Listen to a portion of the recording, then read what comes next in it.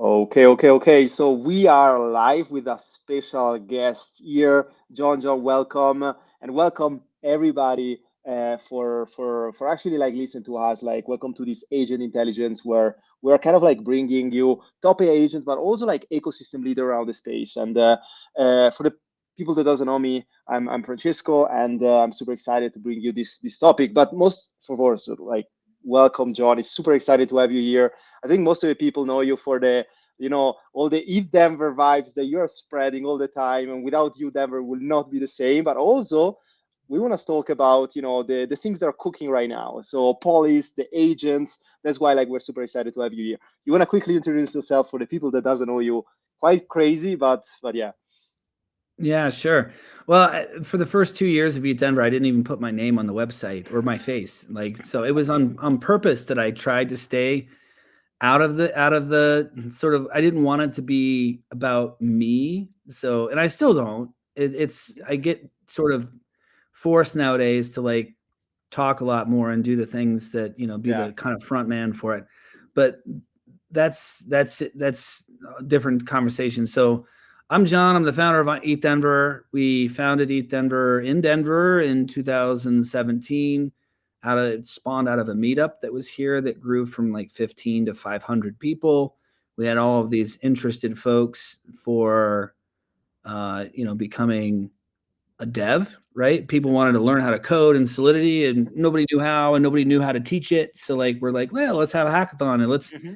try to teach people to do it. Well, the first installation was 1,500 people, and now we're doing 25, 30,000 people, It's getting bigger. and Yeah. from 120 countries. So we've got pushing 200 sponsors, and we're a giant community of communities. So we're Hmm. community owned. We are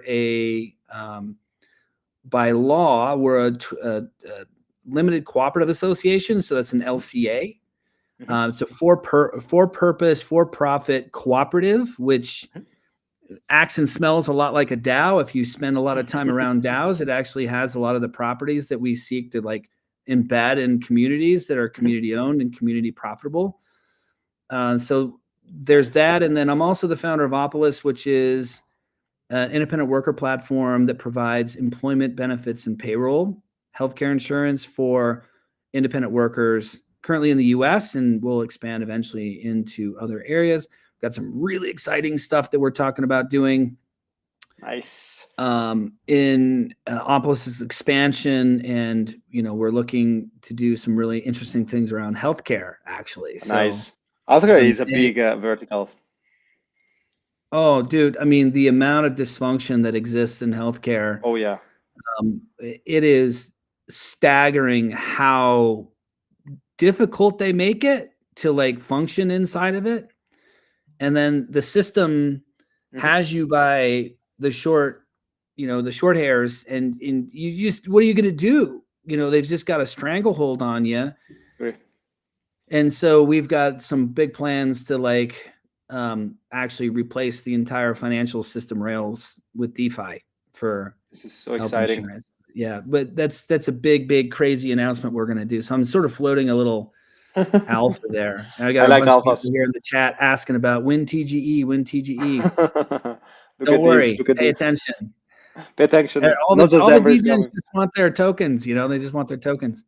It's all right. Yeah. I want to say that, first it's a big pleasure to have you here, but like almost growing up, like with everything kind of Denver related, Denver always like keep the right vibes, for developers and, for a fellow kind of like Devrel in general, like not just the hackathon, but it's kind of like the ecosystem, the kind of like the Beetle camp, like the vibe remain kind of immaculated no matter how big you're getting, right? And I think you're spreading also Yeah. this kind of vibe everywhere. I think this is something that it's super exciting every time I'm coming back. Yeah. Well, it's intentional. I don't think you could maintain the vibes at scale unless you did it intentionally, unless you on Right. purpose like try to protect it. My take on it is most events are primarily focused on how many tickets can they sell. Hmm. Hmm. So that's their incentive, right? They want to also sell sponsorships, but then they end up with two customers, right? Because they've Hmm. got sponsors who have one set of needs, and then the consumers of the sponsors are the attendees, but they're also now Agree. customers of the event. So you've got some tension that exists there between the event and these various parties. And who do you prioritize, and how do you like move all Exactly. that around? And then how do Yeah. you maintain benevolence toward that? So I don't know. When you talk about having a C corp as your legal framework, you also have a fiduciary duty to maximize profits on behalf of your Hmm. shareholders. So there's a lot of reasons why Hmm. traditional events operate the way that they do, and I'm not bagging on them at all. I'm just saying that if we're going to live with Web3 principles, we've got to do things a little bit differently. Agree. Yeah. And this is where our legal framework allows us not only to maintain this sort of structural benevolence, but Hmm. also include our members in profits and other Hmm. things like that through the patronage distributions that we do using the Spork Nice. token, for example, at Nice. Denver. We just did our first patronage distribution, which is essentially profit dividends, to Nice. our members back in October. Nice. Nice. So for That's super those that have exciting. staked Spork tokens, which is the unit of account of our community, that's the community token, Hmm. you get to participate in that. So you That's keep so asking cool. about TGEs over here in the chat. I mean, we've It's already already done happening. one. There might be more coming, but there's good reason to own these tokens. So a little bit of alpha, you're going to probably want to own and stake as much Spork as you can get your hands on right now, because another Nice. one of these distributions is likely coming. Nice. So don't Nice. miss the I boat like on the these alphas second one. here. Nice, nice. And John, we're moving to the agent part, but what's your favorite kind of part of eTenver? Like from the building side, the hackathon side, Oh yeah. the special. I mean, if you need to choose, right? I know it's a crazy, like almost three Well, weeks, but yeah. it's the easy thing to say. It's the biddling or the parties or Mhm. whatever. But here's what I really think is cool about it. I think that we've nurtured an environment that gives people freedom to express themselves creatively. Mhm. Mhm. And I don't think there's anything more beautiful than somebody who just has license to just do what they do and be themselves and create whatever they feel motivated to create and contribute to something bigger than themselves without any expectation, right? We're not making people do anything. There's no assignments or tasks. Everything's free to attend, and you just get to come and build cool shit. And Of and course. it's not so typical conferences don't have this creative quotient, right? Because you Yeah. just go Yes. and you talk and you talk and you talk and you talk, or you listen and then you talk some Mhm. more, Mhm. and you meet people, hallway tracks, side events, whatever. But there's this creative element that's missing from traditional venues, like Agree. traditional events, Yeah. traditional Yeah. conferences. So when we call ourselves a community innovation festival, Mhm. we do that because we want people to come and innovate and express creatively. So when two people are expressing creativity Mhm. together, we call this a creative collision. So when these creative collisions happen, it's Yeah. magic, because it's like, have you ever been a part of a conversation where it's like, well, yeah, but Oh then you could do yeah. this, and then you could do Oh yeah. this, Yeah. and you Yeah. could do this, Love it. and you could never have gotten there on your own. Yeah. Yeah. But in Yeah. collaboration, that creative collision now created something special, and it's Agree. a thread to pull on, right? So Mhm. that's my favorite part by Nice. far. That's my favorite Yes. part. Yeah, so this is not happening because of a format. This is just happening in any circumstance. And I think this is people like It's where people are completely following their lives, right? random, and it's completely organic, and it's Yeah, completely free for people to do it however they choose. yeah, yeah, yeah. And it's free to be there, right? So not only do you have the freedom to express, you get to be there at no cost. You got to get yourself there. So you got to fly there, drive there, walk there, crawl there, swim there, bike there, however you want to get there. But like once you're there, you know, choose your own adventure. Nice, nice. So how you came up like with kind of like, what were the problems that you initially kind of like find out thinking about like building an agent? Like it came from like the Denver side, it came from Yeah. like all the Well, no, it came from the verticals. Opolis side. It came from the Opolis side. So let me tell you what it was. So a year and a half ago, we were trying to scale our onboarding funnel for our Opolis product. So basically, it's a B2B product, like Mhm. payroll, outsourcing of employment, benefits, which typically corporations procure on behalf of their employees. But now we've moved it to B2C. So our customers are independent workers, people that would normally not have access to these types of benefits. So we target, freelancers, independent contractors, solopreneurs, whatever.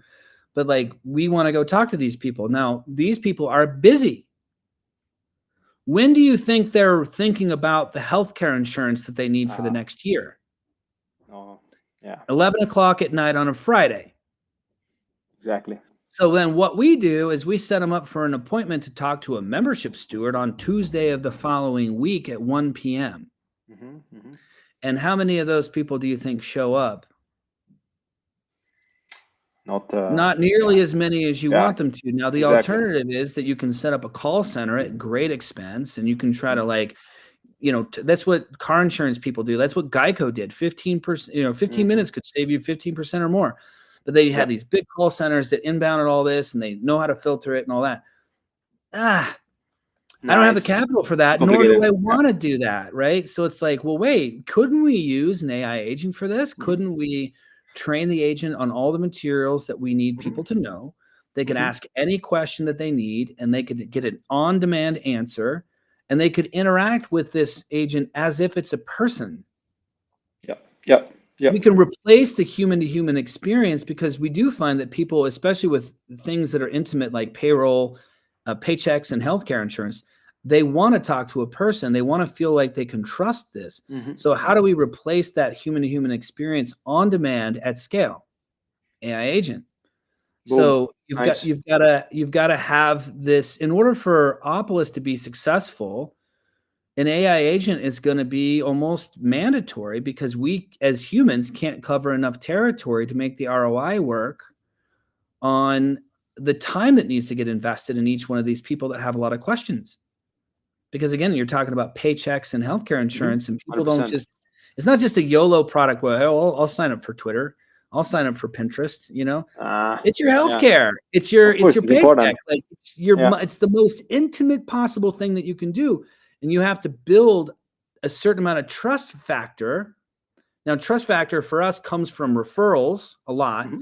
but Hmm. we need it to come from the process. So when people come into the system, they can engage with this assistant, this agent Hmm. right away, who's Hmm. like, look, we're here to help you understand everything that you need to know about being a solo independent worker. Here's why this matters to you. And here's the questions that people typically ask. Happy to go through them in any order that you need or Yeah, whatever you'd like to ask, feel free. yeah, And yeah. then building that sense of trust through No, knowledge this is and good. learning. And then once and as they're learning, they're kind of onboarding concurrently, right? So you kind of get them to a place where they soft commit and then you get them comfortable, which is really most of the sale. The product that we offer people need it. And there's not many people doing it. Do people want low cost or lower cost, high quality healthcare insurance in the US? Yes. Yeah, Do they of need course. proof of income to buy a house or to rent an apartment? Hmm. Yes. Do they want their taxes done correctly? Yes. Yeah, These yeah, are necessary evils yeah. that people need, but they don't. Who's Opolis? I don't know if I can trust these guys. Crypto guys. Hmm. What are you talking Yeah. about? Like, so we've got to build that trust layer or really a sense of trustlessness Hmm. Hmm. Hmm. that people can come and engage and they're not being fed some storyline. They're being Yeah. told exactly what they need to know, when they Agreed. need to Yeah. know it. And then you can, from a just sheer volume standpoint, if you can double the close percentage and do more volume. So Hmm. you can, Hmm. let's say you double the Of volume course. and double the close percentage. I mean, this thing just goes crazy and takes off. And Yes. it's a Yes. better service. Yeah. It It's makes sense. scalable, Yeah. scalable for the community. Hmm. And from a training perspective, I don't have to worry about having to train humans now to like be experts on all these little Oh yeah. Yeah. nuanced compliance things or whatever. Yeah. You can just train the agent. Oh And yeah. as Of long as course. you're updating your training models and as long as you're staying ahead of it and creating really good user experience, you're good to go. Yeah. I think on the agent side, user experience will play a big role because the fact that we are interacting with an agent today is super important, and I think there is actually like a plus compared like all these kind of like Telegram bots. I think there is a lot of, and then what you're saying here about pre loading or just pre training on a specific vertical like healthcare is super needed. But walk me a little bit, like I'm not speaking for like the builders out there, but also like for this AI agent kind of consumer. Walk me a little bit through kind of the core functionality of this agent that you kind of like, speaking about. And also, I would love to understand, is there like already a demo out there? Are you guys like cooking it? Mm. What's happening? No demos yet. We're still in building phase. So like we'll Nice. have some of that probably later this spring, maybe early summer, Nice. ready to go. There's quite a bit that we have to put into the model and we have to test on it. So Mhm, that'll be coming. mhm. But Nice. essentially, what'll happen is, let's say I'm interested in finding healthcare for my family. Okay. Mhm, Or for my small business, because we're looking at adding a small business product or even mhm, just a business product. mhm, But let's say I want to earn, or I want to enroll in healthcare. Let's say I'm just an individual. Let's just say that's who I am. mhm. Well, I've got a lot of questions, right? Well, who's your healthcare carrier? Like, what are the deductibles of the plans? How much does it cost? What does the doctor network look like? Oof. All Yeah. these things, all this detail, right? I could just ask this agent, like, hey, is Dr. You know, Callie Gardner available in Denver, Colorado on the network? Yes. And it'll pull up a whole list of things Boom. that show that Yes. they're on the network. So they don't have to go look through the registry. They don't have to go do all the little hunting and packing. Hey, well, I Yeah. have a pre-existing condition for X, Y, and Z. Is that something I can still qualify for? Or, let's say it's the health questionnaire that we Super do. useful. This can be Yeah. done voice, right? Tell us about your background and your healthcare claims and this and this and this and this. Like, tell us about this, tell us about that. Tell us about any prescription drug use. Like make the experience just more fluid, like a person. So there's a lot of information that we need to be able to Mhm. be compliant, but there's also a Yep. lot of information they need in order to understand what they're buying. So you can simplify all this at 1 o'clock in the morning, right? I don't have to be on the phone with them. No, yeah. You can just have them interact when they're ready, and all these various questions get answered. Now, when it gets time to onboarding, we can upload their corporation docs. We can explain to them what an S corp is and why they need to do Mhm, that. mhm. If they don't have an S corp, we can walk them through the registration process for that. We can do it for them. We can whatever they choose, the agent will be mapped in a way that will take them down that particular road and answer any of the questions that they need along the way. 100%. Yeah. In the end, once they've staked their deposit and become a member, it'll also give them friendly reminders and then become their agent embedded in the dashboard. So if you go Mm. to the dashboard that you've got as a member, hey, where can I find my tax documents for 2023? Mhm, mhm. Oh, well, they're right Yeah. here. Poop, poop, poop, just give you Yeah. them right there. Directly. It'll Yes. if I want to stake my work tokens, which currently you have to have some basic level of, well, not really. We've abstracted away the because it's a delegated private key wallet embedded. But imagine if your agent could actually help you manage a private key, and imagine if you could actually get them to abstract all the complexities of staking and transactions and all of that away from you, and we were on a chain that doesn't use a lot of gas. So really cool experience, right? So one of the things that I've talked a lot about AI is Mhm. I've been talking about the need for better UX in 100%. Yeah. crypto since 2016, 2017. Yeah. And it's like, look, we're never going to get mass adoption if I got to go through 8 layers of the candy cane forest to like execute a transaction in DeFi, Agree. bridge tokens, sign permission, log in the wallet, then sign the actual transaction. Like none of Yeah. that, it's never going to happen. Of course. Of I have course. a hard Yeah. enough time doing it, and I've been in crypto for 10 years and I hate it. And it's like I'm always worried that Yeah. I'm going to screw something up, and I have. I have. Yes. I've done it. Especially Everyone's done it. cross chain, right? People don't care Bridges, about no, which no, chain is that, no, all this stuff. Yeah. no, no, no, no. I don't care about the chains. I just want it to work. I want it to be Yeah. fast and Yeah. trustable, right? So I want Yeah. it to get finality, and I want it to be on chain and Yes. immutable, meaning I want consensus to be reasonable, and um, I want it to be easy, Of course. and so yeah, we seem to not be able to do that, right? So I think one of the biggest use cases Why you for think is that? AI. Why you think is Well, that? I Too think much. I think it's decentralized technology is hard, Mhm. and I Mhm. think humans generally like things cheap and simple. Mhm. Mhm. Cheaper, better, faster is the human mantra, and crypto and Web3 is the opposite of that. Yeah. So if Yeah. the only reason people adopt crypto up to this point is ethos driven. Yeah. I agree. They're Yeah. either Yeah. opposite conscious enough, or they're conspiracy theorist enough, Yeah. or they just want to opt out Yeah. enough, they're freedom driven enough, whatever it is. They don't want to be a part of the system. So like they opt out, right? And this crypto is the alternative, right? So I'm willing to do it based on ethos. But the average guy who lives down the street from me, he didn't care about that. He wants cheaper, better, faster. So how do we bring crypto to cheaper, better, faster? That's AI. That's why that matters, because we can now abstract the complexities of user experience, user interface, private key management. Like all of these things can be abstracted away from the average user. So now we can actually get down to improving UX. And we can now actually get down to mass adoption, because I think AI, the generation of the golden age of crypto is dependent on AI, in my opinion. 100%. I think Yeah. without it, we're just talking about Bitcoin ETFs Oh and yeah, of course. institutional money and I everybody mean, yeah, drafting on that. But I was, the rise yeah, of real business models like Opolis that yeah. have real tokens and real profits Mhm. and real use cases that come to crypto. So we Yeah. cryptoize real world things, not just build new things, but we replace the old things with new things that do the same thing. We're Yes. going to see Yes. that, but user experience and user interface have to be cheaper, better, faster. And if Agree. they're Yeah. not Yeah. cheaper, better, faster, no one's going to 100%. use it. Yeah. 100%. Because then I all mean, you're going to do is you're going to be dealing with that subset of ethos aligned people, and it's just mhm, not big enough to change the world. But if you I get agree. it cheaper, better, faster, the Yes. whole thing's over. Yes. Crypto wins. And how to attract kind of like the right kind of like Web2 talent too, right? Because you also need to have fresh builders with fresh eyes. If not, we're never waking up. Yeah. Well, I think the labor market for highly talented engineers, especially in AI and Oh Web3 yeah. tech, software developers are not having a hard time finding work. Mhm. And good ones are always going to be, preferred, Yes. right? So you're not going to Yeah. see.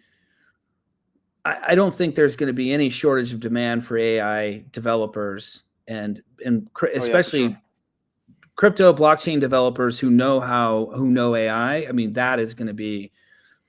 I mean, it's going to end up being a designer kind of thing, Hmm. right? Hmm. Like AI agents aren't just going to be information troves. They're going to Hmm. be interaction agents that are Oh yeah. designed for human experience. And so, when you talk about a UI UX designer who comes in and optimizes the web experience for a person, you're going to have developers who are now going to be Yeah. designing these human experiences in a flow, like an Hmm. onboarding process or Yeah. something like that, that's very specifically engineered Yeah. to, cater to the user's needs as well as the company's needs, the Yeah. project's needs.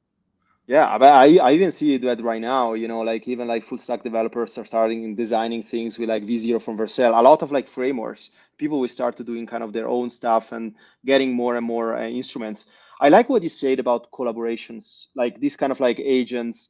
They will need to speak with agents too, right? Because the first time in our world that we're always building humans to kind of like agent technology, but now we actually need to think about how we actually building an economy that is all about agent coordination. When you have your like Opolis agent that will need to kind of like fetch data and collaborate with other agents, what is your thinking about kind of this agent coordination thing?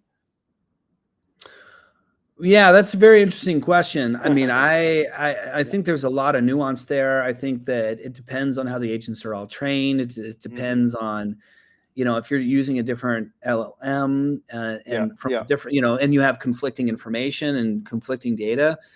Yeah. I don't know how that's going to work. Is Yeah. is there Yeah. some oracle that gets to say what's true and what isn't? Like, I don't know. I do think, you know, that that particular subject, how do agents relate with other agents, is Hmm. not something that I think's been totally figured out yet. Especially standards. I think there is right That's now. the that's my point, is Yeah. the standards of how agents need to be trained, how they interact, what they can and can't do. Like, who decides that in an open Yeah. permissionless Yeah. world? I don't know the answer to that. And what I do know is, the way agents will interact with users is going to be based on customer design Yeah. or Yeah. community design. So what's good for the community? So that's somewhat reciprocal. There's some reciprocity there. There's some Hmm. mutuality where, like, you're not going to organize the agents in a way that's bad for the incentive structure of your existing community. but where are the incentives and what are the game design features of agents interacting with agents, and what are those, as you said, what are the standards around that? I Mm-hmm. don't know, man. Like Yeah, I've thought about it.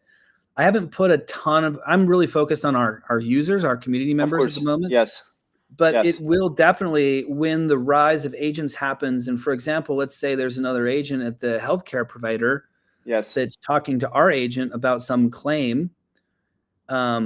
What are the standards on that? Whew, Mm, that yes. could probably be a whole podcast by itself. Oh yeah. I mean, So it's so interesting. Yeah. Even you look at EIPs and this kind of debates. Think about now frameworks for agents and standardized for agents. That's even another I kind mean, of thing. this is a whole nother field of innovation that,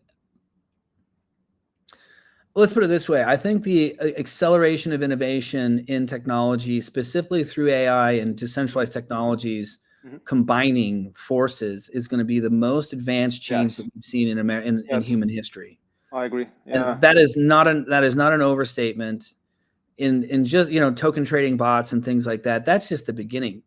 Of course. That's Yeah. just, that's going to be standard. Like, you're going to Yeah. have, most community is going to be built by agents, and then you're going to Agree. have Yeah. customer service done by agents, and you're going to have onboarding done by agents, and you're going to have governance Agree. done by agents, and you're going to have all sorts of things done by agents because they just do it more efficiently, Of course. and Yeah. they can Of work course. around the clock, and they don't need sleep. Of And a lot course. of the mundane shit that we don't want to do, we can now raise our standards to things more Mhm. creative and more interesting, Yeah. because like the things that are generally a pain in the ass and it's hard to get coordination on, like DAOs V1 were very difficult because coordination's hard. Oh yeah. Oh yeah. But if everybody had their agents programmed to, vote their governance, why Agree. couldn't there be a Yeah. much higher signal in governance voting and like what direction things need to go? Like the wisdom of the crowd becomes much more powerful by the use of agents versus Yeah. just the analog Yeah. version of people looking apathetic, but more so just not having the information they need and not having the time to put into it. Agree. Yeah. I mean, that's you're literally describing why kind of like Mother, why Mother started in the first place, because agent coordination is a big issue and it's something that need to be solved. But most important, I think, like agent social graphs. Remember like DeFi summer where everybody was forking dexes everywhere and Oh, users were getting everywhere. unburned. Remember? Same will Oh yeah. happen or is already happening with agents forking agents, right? And if we're not having public attestation or just having social graphs around agent, how people will know that the police agent is the OG healthcare agent? So this is why it's super important also to have something like that, having like a public registry where you can actually understand which agent is have the right track record. If not, like we're going in the same direction, right? Yeah, John, it's super interesting what you're saying here. I think there is definitely a need. I think like also like you are one of the first person, kind of like I'm speaking, that is really like thinking about healthcare agent, and it's a Well, not huge, just health, yeah, like, and I think healthcare is part yeah, of it, but a health agent health agent, that yes, helps you with your healthcare insurance hmm, and also helps you with your healthcare in general. nice, Like, everything I think could be that's very so cool, interesting because, having an objective advocate is very hard in health because there's so many misaligned incentives, and people that want different, they're trying to be extractive and they're trying to get hmm, you to do things that benefit them. So how do we move to a more objective healthcare hmm, system that has health as the objective, not yeah, treatment of illness, not trying to get you to buy this drug or that drug, but how do agree, we actually agree. become healthier as a society, and then as a byproduct of that become more productive? Yes, 100%. Yeah, actually, I like this overall view. So what's coming next? So you will get in kind of like in the cooking phase. I mean, if Denver is coming, so big big Yeah, see, consideration. Denver's coming. So the development on this, from my point of view, is kind of sort of pause for a minute. But we got some big announcement in Eat Denver. We're going to be Nice. showcasing how we're going to be taking on to the next phase of Opolis and where that's going to Yeah. go. Yeah. And it's pretty exciting stuff. So make sure you tune into opening ceremonies. You'll see that announcement at that point, Nice. which is 10 a.m. It starts on 10 a.m. on Thursday, the 27th. Nice. And then into the summer and spring, we're just going to keep building, and we're going to take this thing. We're going to take this thing mainstream, because I think Nice. we're currently running $60 million in payroll. So like annually. So we're doing a lot of business, That's and right. like people don't know how much progress we've made, but like this is going to take it to that whole nother level. I mean, we're Oh yeah. eyeing billions of under management, and Yes. as a response of that, there's when you talk about the market cap and the token and demand and just community membership and all these kinds of things, you know, It's crazy, yeah. But I think it's I gonna like be the a fun fact time. also on the community. You care about really the community side to I do. contribute also on this, right? Because I think if you're not involving community as early as possible, even shaping your agent, kind of shaping kind of like the entire narrative, you will fail, right? So this is Yeah. why it's super important the agent side. Okay, cool. John, I think we're on time. Like, what? Yeah. Any closing words? And like, we're looking No, forward to come to Eat Denver. Denver. It's for free. It's Boom, free boom. to attend Eat Denver. Nice, It always will be nice, free. You want to be a Spork Whale, which is our version of VIP. Figure out how to get 250,000 Spork tokens and stake them as a member. nice. You get Stake free them. Boom. VIP in perpetuity. You get it for free forever, Nice, upgraded. nice.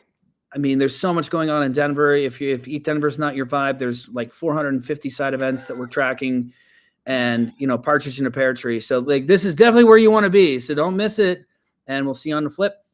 Nice. Awesome. Thanks, John. Thanks so much, everyone. And